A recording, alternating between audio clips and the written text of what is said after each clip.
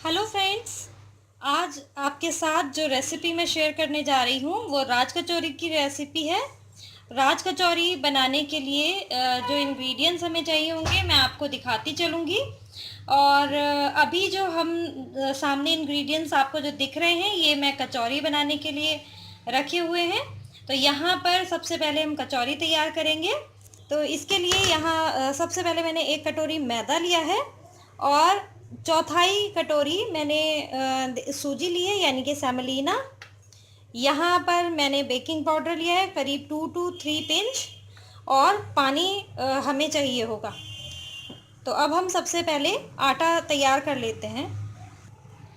तो यहाँ पर बड़े बर्तन में कोई भी खुला बर्तन ले लें और यहाँ सबसे पहले हमने मैदा डाल दिया है यानी कि ऑल पर्पस फ्लावर या फिर रिफाइंड फ्लावर भी मैदे को कहा जाता है। आप ये सूजी ऐड कर दी यानी कि सेमोलिना और यहीं पर हमने ये बेकिंग सोडा भी मिला दिया है और इसे अच्छे से मिक्स करना है और थोड़ा थोड़ा पानी डाल करके मैं इसका पूरी जैसा आटा तैयार कर लूँगी।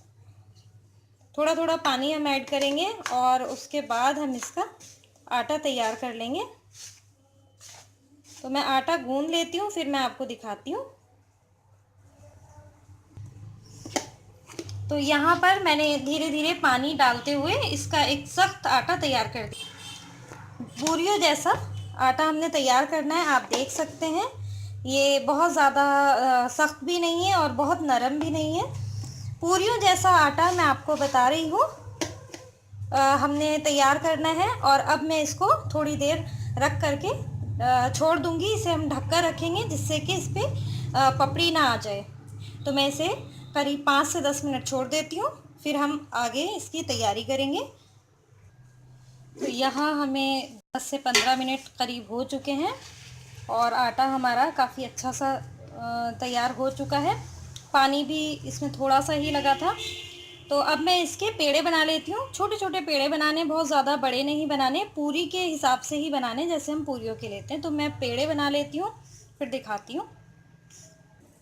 तो यहाँ पर मैं पेड़े बना चुकी हूँ और अगर आपको पेड़े बनाने में दिक्कत आ रही है तो आप थोड़ा सा पानी का हाथ लगा के, बहुत हल्का सा पानी का हाथ लगा करके भी बना सकते हैं क्योंकि जो सूजी है वो पानी जज़्ब कर लेती है। तो आपको ना तो बहुत ज़्यादा सख्त आटा गूंदना है ना ही बहुत ज़्यादा पतला आटा गूंदना है, नरम भी नहीं होना चाहिए। पूरियों जैसा आपको आटा गूंदना है। और पेड़े बनाते वक्त इस बात का ख्याल रखें कि कहीं भी उसमें क्रैक ना आए। और अगर आपको लग रहा है कि क्रैक आ रहे हैं तो उस वक्त आप जो है हल्का सा पानी का हाथ बस डिप करके एक फिंगर और थोड़ा सा टच करके और बस बना लें। अगर ज़्यादा सॉफ्ट हो गया तो पूरियाँ नरम बन जाएंगी, उतनी खस्ता नहीं बनेंगी।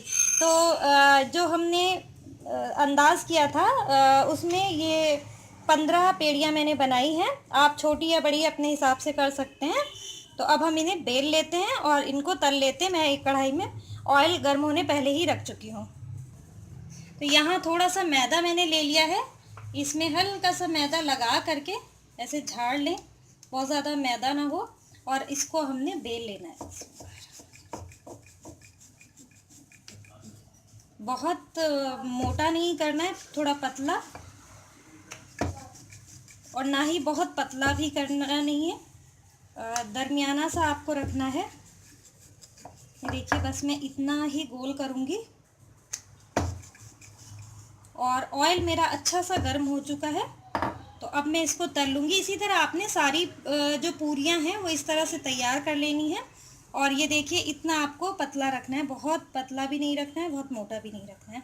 अब हम इन्हें फ्राई कर लेते हैं। तो ये देखिए ऑयल गर्म है और मैं यहाँ ध्यान से पूरी डालनी है। और जैसे ही आप पूरी डालेंगे ये ऊपर आ जाएगी। आपने धीरे धीरे या तो इसके ऊपर आप ऑयल डालें या इसको थोड़ा थोड़ा हाथ से प्रेस करते रहेंगे। देखिए फूल गई हमारी ये। और अब मैंने क्या करना है, जैसे ये फूल जाएगी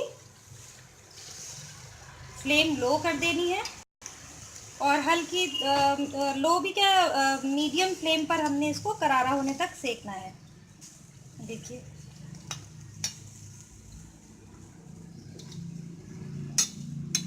ऑयल डालते जाएंगे।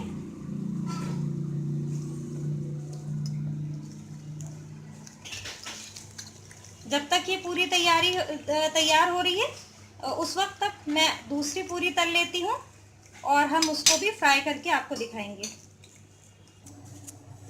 तो ये देखिए, ये मैं एक और ले चुकी हूँ। ध्यान रहे कि जो मैदा हमने लगाया वो बहुत ज़्यादा नहीं होना चाहिए, बहुत हल्का हल्का सा मैदा मैंने इस पर लगाया है। और हमने इसको बेल लेना है, ना तो बहुत बारीक बेलना है और ना ही बहुत मोटा बेलना है। तो ये देखिए, ये तैयार हो गया है। ऑयल हमारा गर्म है, मैं इसको फ्राई कर लेती हूँ। ऑयल जो है वो अच्छा गर्म होना चाहिए। मैं पहले ही कढ़ाई रख चुकी थी। इतना गर्म होना चाहिए कि जैसे ही आप इसमें बेली हुई पूरी डालें वो फ़ौरन ऊपर आ जानी चाहिए, नीचे जाकर बैठनी नहीं चाहिए। तो अब मैं पूरी ऐड कर देती हूँ। ये हम पूरी डाल देते हैं। ये देखिए, जैसे ही ये ऊपर आएगी और हमने इसको ऐसे दबा करके, ये देखिए ऐसे करना है, ये फूल जाएगी। या फिर अगर आप दबाना नहीं चाहते तो आप इसको, इसके ऊपर ऑयल ऐसे चम्मच से उठाकर आप डालते रहें। जो बारीक छलनी वाला चम्मच होता है उससे आराम से ऑयल आ जाता है, इस चम्मच में ऑयल नहीं आएगा, इसलिए मैं इसको दबा दबा करके थोड़ा सा प्रेस कर करके ही हमने करना है। फ्लेम इस वक्त मैंने पूरी डालने के बाद जैसे ही वो ऊपर आ गई थी तो मैंने फ्लेम बिल्कुल लो कर दी है और लो फ्लेम पर ही हमने इसको क्रिस्प होने तक और गोल्डन होने तक इसको फ्राई करना है। तो देखिए, धीमी आंच पर ये तली जा रही है। तब तक मैं दूसरी पूरी बेल लेती हूँ। तो यहाँ मैंने खुश्की लगा दी है और अब मैं इसको बेल लेती हूँ। जैसे मैंने पहली पूरी में बताया कि आपको ना तो बहुत बारीक बेलना है और ना ही बहुत मोटा, दरमियाना बेलना है। तो ये देखिए, ये हमारी पूरी बेल चुकी है। कोने और जो इसके किनारे हैं, किनारे और बीच वाला जो हिस्सा है वो बिल्कुल बराबर आपने बेलना है। आप तो यहाँ पर हमारी ये पूरी भी धीमे धीमे आंच पर बिल्कुल तैयार हो चुकी है। इसे बीच बीच में आपको पलटते रहना है। तो मैं इसे निकाल देती हूँ और जो दूसरी पूरी हमने तली थी वो मैं इसमें डाल देती हूँ। थोड़ी देर इंतज़ार करके आप डालें। और अभी मैं फ्लेम बिल्कुल लो कर चुकी हूँ। मुझे फटाफट से इसे दबा करके, ये पूरी फूल तो गई है, पता नहीं आपको नज़र आ रहा है कि नहीं। और बिल्कुल लो फ्लेम मैं इसकी कर चुकी हूँ। धीमे धीमे आंच पर हमने इसको ऐसे दबा दबा करके कोनों से बिल्कुल चारों तरफ से अच्छी तरह सिक जानी चाहिए। तो कचौरी ये हमारी इस तरह से तैयार हो जाती है। अब मैं इसकी बाकी की पूरियाँ तैयार कर लेती हूँ, फिर मैं आपको बताऊँगी कि राज कचौरी के अंदर हम क्या भरते हैं। तो ये देखिए, यहाँ पर हमारी सारी राज कचौरियाँ हमने फ्राई कर ली हैं और ये तैयार हो चुकी हैं, सभी फूली हुई हैं। ये जो है ये मैंने आपको दिखाने के लिए ये फ्राई करी है। ये मैं बताना चाह रही हूँ, कई लोग जो है बेल करके और फिर फ्राई करते हैं, जैसे कि मैंने गोलगप्पों में बताया था कि आप बेलें और फ़ौरन ही कढ़ाई में डाल दें। वो मैं इसलिए बता रही हूँ कि जब आप ये राज कचौरी सोचेंगे कि हम बेल करके रख दें उसके बाद हम फ्राई करेंगे तो इन पर एक लेयर आ जाती है, पपड़ी आ जाती है, जिसकी वजह से ये फूलते नहीं हैं। ये मैंने 2 पूरियाँ बेल करके इन्हें छोड़ दिया था कि जिससे मैं आप लोगों को बता सकूं कि अगर आप ऐसे करेंगे तो उनका हश्र ऐसा हो जाएगा। ये भी मेरे जहन में बाद में आई बात, क्योंकि जब मेरी बेटी ने कहा मम्मा आप पहले ही बेल कर रख दो ना, उससे आपको आसानी हो जाएगी, फटाफट आप कर लोगे। हालांकि ये राज कचौरी तलने में आपको आराम से तलनी है, कम से कम 4 से 5 मिनट आपको इन्हें पूरा पूरा लो फ्लेम पर आपने इनको फ्राई करना है। तो मेरे एकदम क्लिक किया कि ये अगर दिमाग में आई है तो काफ़ी सारे लोगों के इस तरह के जहन में आ सकती है। तो आप बेल कर बिल्कुल ना छोड़ें, उन्हें फ़ौरन बेलें, फ़ौरन ही आप फ्लेम फुल कर दें। जब तक कि आप बेलेंगे तो ऑयल भी दोबारा से गर्म हो जाएगा और फ़ौरन ही आपकी पूरी भी जो है अच्छे से तली जाएगी। ये चाहे कितना भी, ये देखिए क्रिस्पीनेस जो है इनकी पूरी बनी हुई है, पूरे क्रिस्पी हैं। और ये वाली पूरी मैं आपको दिखा देती हूँ, ये थोड़ा सा दब गई थी लेकिन इसका क्रिस्प ये देखिए कितनी क्रिस्पी है। अब मैं बताती हूँ कि हमें इनको भरना कैसे है, कैसे पूरा तैयार करेंगे, वो मैं आपको दिखा देती हूँ। तो अब हम राज कचौरी भरने के लिए जो चीज़ें हमें चाहिए वो मैं आपको दिखा देती हूँ। ये राज कचौरी जो है ये बहुत तरीके से आप बना सकते हो। यहाँ पे तो मैं बहुत थोड़ा सा सिंपल सा एक आपको बेसिक सा तरीका बता रही हूँ, लेकिन आप इसे बहुत तरीक़ों से आप इसे राज कचौरी को तैयार कर सकते हैं। यहाँ पर सबसे पहले तो राज कचौरियाँ ही मैंने ली है। साथ में ये इमली की चटनी जो मैंने आपको बनाकर बताई हुई है। ऊपर जो आई बटन है आप चेक कर लिया करें, और नीचे डिस्क्रिप्शन में भी मैंने रिलेटेड रेसिपीज़ डाली हुई होती हैं। जो ये हमारी होममेड इमली की चटनी है इसकी भी रेसिपी या तो मैं आई बटन में डाल दूँगी, नहीं तो डिस्क्रिप्शन बॉक्स में डाल दूँगी। हरी चटनी की रेसिपी भी मैंने दी हुई है, वो भी आप चेक कर लें। तो ये जो है ज़रूर चाहिए होती है हरी चटनी और लाल चटनी, इमली की चटनी है। तो ये मैंने लास्ट ईयर बना कर रखी थी, ये मेरी अब तक चल रही है। इतनी अच्छे से इसको हम स्टोर करके बड़े आराम से रख सकते हैं। यहीं पर मैंने ये ज़ीरा पाउडर लिया है, थोड़ा सा मैंने इसको भून लेना है। चाहे तो आप ज़ीरे को भून करके पी सकते हैं। दही ली है, इसमें नमक और चीनी पहले से ऐड किया है। पापड़ी मैंने यहाँ पर थोड़ी सी ली है। पापड़ी की रेसिपी भी आप ऊपर आई बटन में या फिर नीचे डिस्क्रिप्शन में मैं दूंगी, आप चेक कर लें। यहाँ पर सेव है, बेसन वाली ली है मैंने। आलू भजिया भी आप इस्तेमाल कर सकते हैं। यहाँ पर मैंने उबले हुए आलू जो है बारीक चॉप करके रखे हैं। ये मूंग बढ़िया है, इसका भी मैं रेसिपी आपको दे दूंगी, आप चेक कर लें डिस्क्रिप्शन बॉक्स में या फिर आई बटन में। और थोड़ा सा रेड चिली पाउडर हमें चाहिए होगा। इसके अलावा आप इसमें उबले हुए चने, उबली हुई मूंग भी डाली जाती है, अनार भी डाला जाता है। आप चाहें तो इसे फ्रूट्स के साथ भी भर सकते हैं। दही और फ्रूट का कॉम्बिनेशन भी इसमें बहुत अच्छा लगेगा। तो चलिए अब हम बेसिक सा जो तरीका आपके साथ शेयर कर रहे हैं वो मैं आपको दिखाती हूँ, किस तरह से आपने ये मज़ेदार रेसिपी तैयार करनी है। तो यहाँ पर सबसे पहले मैंने एक कचौरी ले ली है। तो ये हमें यहाँ से थोड़ा सा इसको तोड़ लेना है, और यहाँ पर हम आलू डालेंगे। थोड़े से आलू डाल देती हूँ मैं, और यहीं पर हम मूंग बड़ियाँ डालेंगे। जो मूंग की पकौड़ियाँ मैंने आपको बताई हुई हैं, आप जितनी चाहें डाल सकते हैं। तो ये हमने यहाँ पर 3 मूंग की कचौरियाँ, मूंग पकौड़ियाँ डाल दी हैं।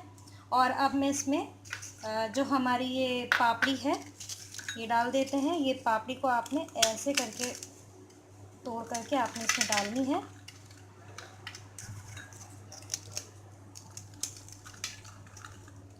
जितनी आप चाहें, जितनी इसमें आ जाए आप डाल लें। और अब मैं इस पे डालती हूँ दही। तो यहाँ पर हम दही डालेंगे। जितना ज़्यादा आप दही डालना पसंद करते हैं आप डालें। देखिए हमने दही मैं अच्छे से डाल रही हूँ, किनारे किनारे भी आप डालें, ज़रा अच्छा सा लगेगा। और अब मैं इसमें डाल रही हूँ चटनियाँ। यहाँ पर मैं लाल चटनी डाल रही हूँ जो कि मैंने बनाई हुई है।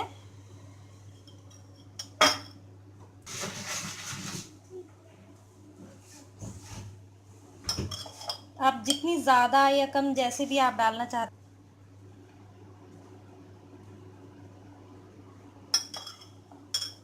और अब हम इसमें डालेंगे हरी चटनी।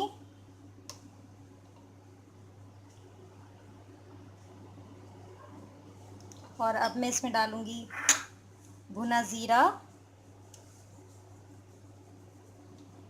ये हमने ड्राई रोस्ट कर लिया थोड़ा सा।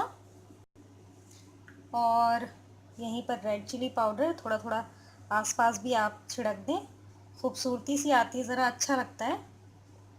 और थोड़ी धनिया पत्ती वगैरह, अनार वगैरह आप डाल सकते हैं। और मैं यहाँ पे थोड़ा सा ये सेव डालूंगी। जितना ज़्यादा कम जैसे भी आपको पसंद है आप डालें। और इस पर अब मैं थोड़ी दही डालती हूँ, हल्का सा हम दही इस पर डाल देंगे।